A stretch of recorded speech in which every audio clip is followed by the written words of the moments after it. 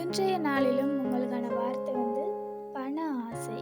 1 தீமோத்தேயு 6ஆம் அதிகாரம் 10ஆம் வசனம் சொல்லுது, பண ஆசை எல்லா தீமைக்கும் வேறாயிருக்கிறது. சிலர் அதை இச்சித்து விசுவாசத்தை விட்டு வழுவி அநேக வேதனைகளினாலே தங்களை குத்தி கொண்டிருக்கிறார்கள். பண ஆசை எல்லா தீமைக்கும் வேறாயிருக்கிறது என்று வேதத்தில் சொல்லப்பட்டிருக்கு. எங்களுடைய வாழ்க்கையில பண தேவை எங்களுக்கு இருக்கு. பண தேவை வேறு, பண ஆசை வேறு. பண தேவைக்காக பிரயாசப்படும் போது அது தவறில்லை. எங்களுடைய தேவை தேவனாலே சந்திக்கப்படும். ஆனால் பண ஆசை தவறு. பண ஆசை இச்சையை பிறப்பிக்குது. அந்த இச்சையினாலே சிலர் விசுவாசத்தை விட்டு வழுவி அநேக வேதனைகளால் தாங்களே குத்தி கொண்டிருக்கிறார்கள் என்று இந்த வேதத்தில் எழுதப்பட்டிருக்கு. இச்சை பாவம். அந்த இச்சையை பிறப்பிக்கிற பண ஆசையும் எங்கள் வாழ்க்கையில் பாவம்.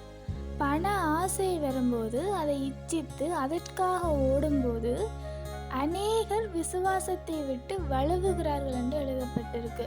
விசுவாசத்தை விட்டு வழுவும் போது ஜெப நேரங்கள், வேத வாசிப்புகள் எல்லாமே எங்களுடைய வாழ்க்கையில் இல்லாமல் போகுது. எங்களுக்கும் தேவனுக்கும் இடையில இருக்கிற உறவு முறிந்து போகுது.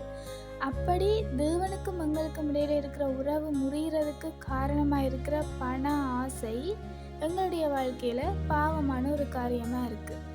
வேதத்தில் அழகா ஒரு வசனம் எழுதப்பட்டிருக்கு, ஐஸ்வர்யவான் தேவனுடைய ராஜ்யத்தில் நுழைவது பார்க்கிலும் ஒட்டகமானது ஊசியின் காதில் நுழைகிறது இலகுவாயிருக்குமே. அதனால் நாங்கள் ஐஸ்வர்யவான்களாக இருக்கக்கூடாது என்று வேதத்தில் எழுதப்படையில. தேவன் எங்களை ஏழ்மையாக இருக்கணும்னு விரும்பல, எளிமையாக இருக்கணும்னு தான் விரும்புகிறேன்.